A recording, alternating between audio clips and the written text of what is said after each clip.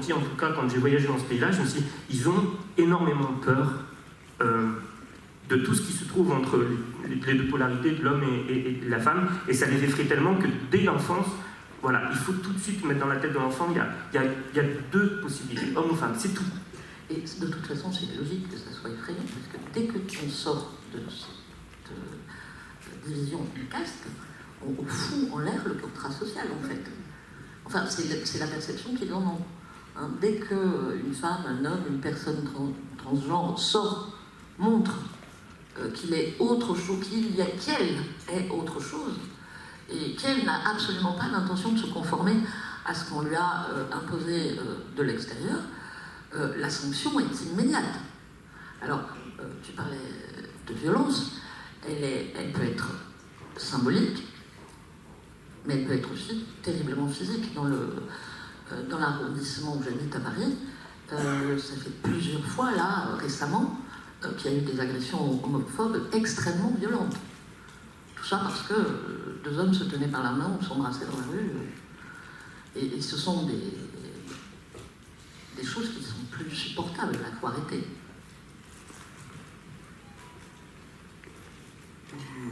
Est-ce que le problème, c'est pas la nuance? Enfin, c'est toujours pareil, hein. Est-ce qu'on est dans une société? Quelle civilisation on veut? Et aujourd'hui, je sais pas, j'ai l'impression qu'on revient à des espèces de fondamentaux pour pouvoir rétablir une structure de peur. Tu parlais de frayeur, mais moi je pense que c'est exactement ça. Et le genre et l'identité, c'est ce qui nous permet de tenir, en fait, par la notion de non-genre ou d'extrême genre, permet de tenir comme ça par la peur le fascisme de l'identité, qui est à la source de l'action individuelle, en fait. Ce moment où on se dit, mais il n'y a pas de raison d'être ce qu'on est plus que ce qu'on est, en fait, plus qu'on nous dise qu'on est. Enfin, l'identité ne vient pas d'une source comme ça, toute faite, tout en bloc, avec une armure magnifique, et sur son cheval, avec ses cheveux et tout, ça n'existe pas.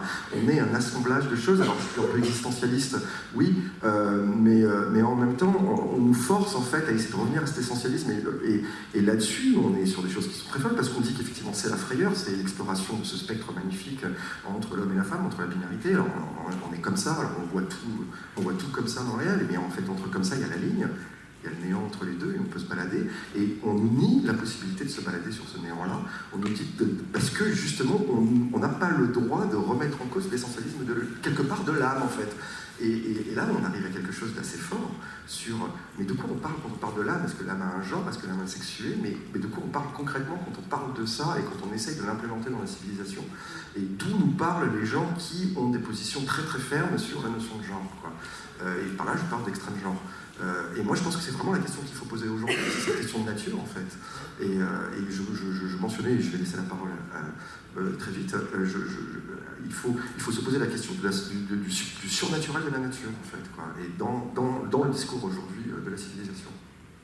Je pense que ce que tu dis, Sabrina, c'est aussi que d'un point de vue philosophique, vous faites peur parce que vous êtes des manifestes ambulants pour une dualité du corps et de l'esprit. Et ça, c'est assez effrayant dans notre société, qui est très matérialiste quand même. Et pour revenir sur cette idée de polarité, quand on parle avec des anthropologues sur les mutilations génitales religieuses, telles que l'excision ou la circoncision, c'est très intéressant de voir les anthropologues qui vous expliquent que quand on coupe un clitoris, on coupe la partie féminine qui évoque le plus ce qui pourrait être un pénis chez la femme, entre guillemets. Et quand on coupe un prépuce chez le petit garçon, on coupe la partie la plus flasque du pénis, ce bout de peau qui dépasse, et qui, quand on le prend et qu'on le pince un petit peu, rappelle étrangement des grandes lèvres. Tout ça pour polariser encore plus, c'est-à-dire qu'on rend la femme, entre guillemets, plus féminin en retranchant cette partie qui est supposément masculine, et chez l'homme, on le rend encore plus masculin en coupant cette partie qui serait supposément féminine. Ça fait une intuition biologique assez intéressante, puisque au fond, quand on est au niveau embryogenèse, c'est les mêmes cellules qui se transforment soit dans l'un, soit dans l'autre. Mais tu parlais de nuances, et tu parlais de philosophie, et du coup, cette polarité, blanc-noir, c'est quand même celle de la vision judéo-chrétienne du monde. On y revient toujours. C'est le mal, le bien. le mal ou le bien. Pardon, c'était facile. Et du coup, dès qu'on rentre dans la nuance, on met en cause cette philosophie, on la met dramatiquement en cause. Et je ne sais pas, et alors là je me pose la question, parce que je ne me suis jamais, en fait, là je viens d'y penser, je me demande si dans les religions moins monothéistes, on va dire, ou qui n'ont pas ce manichéisme fondamental, est-ce que la question du genre est aussi dramatiquement posée? Je sais que dans certaines religions amérindiennes, il y avait un nombre fabuleux de genres potentiels qui arrivaient à l'être humain à sa naissance. Je ne sais pas pour d'autres. Je sais que ça existe au moins une fois. Ça, c'est parce que j'avais lu un article d'anthropologie là-dessus. Et je me demande si c'est pas lié, en fait, aussi. Est-ce que, quelque part, notre existence ne remet pas en cause celle de Dieu? Enfin, de quel Dieu on parle? Enfin, c'est toujours pareil. Voilà. Tu crois en Dieu? Comment on peut encore poser aujourd'hui cette question à quelqu'un décemment? Non, mais ok. Et ils se sont mis à brailler au nom de lui plein de fois, quand même. Là, il n'y a pas longtemps, ils existent. Oui, non, mais je sais, non, je n'ai pas envie de. Je veux dire, moi, j'ai pas de problème avec la spiritualité, donc j'ai un problème avec les cons que je ne peux pas.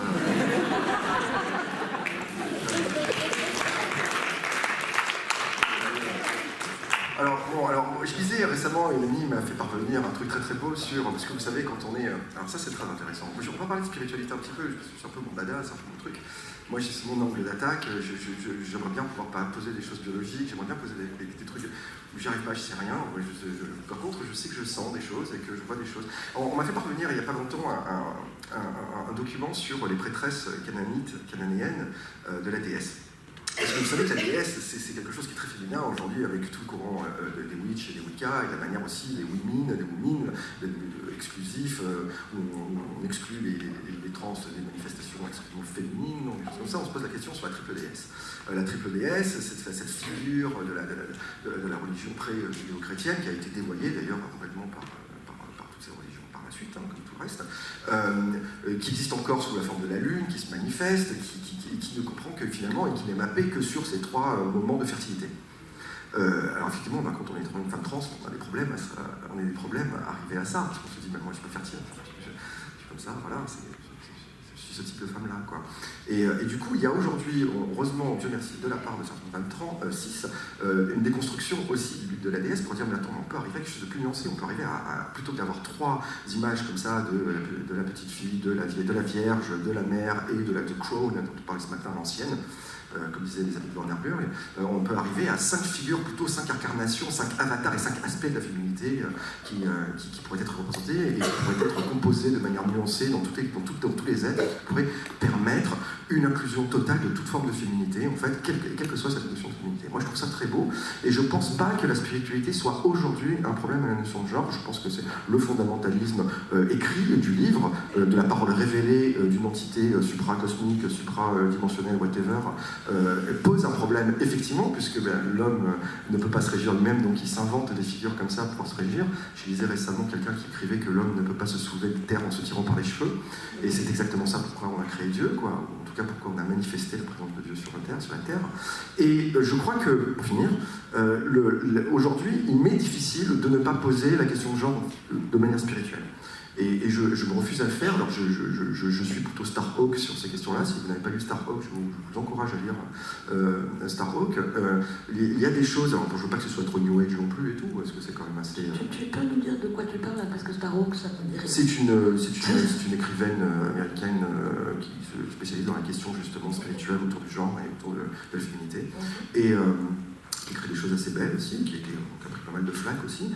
Et on parlait de Judith Butler, on parlait de ces gens-là, qui ont très bien compris le problème. Et donc, du coup, moi, je me refuse à dire que, oui, même s'il y a un rapport à la nature, à la sacralisation de la nature, à travers une certaine philosophie religieuse, appliquée à la lettre parallèle, je me refuse à dire que la spiritualité est une entrave à l'expression multiple et diverse du genre. Ah non, mais moi je ne me sens pas... comme tu ne définis pas du tout la spiritualité comme je l'ai définie précédemment. Bien sûr. Par spiritualité, ça me va bien. Hein. Par spiritualité, je veux simplement dire le contact avec l'invisible de nous, quoi, et de l'invisible du peuple, de ce qui nous fait, et de ce qui nous relie, là, ici, présent. Et d'autre part, je ne sont pas du tout concernés parce que je suis à peu près aussi. Enfin, j'ai connu des bols du terroir spécial mayonnaise et chantilly plus spirituels que moi.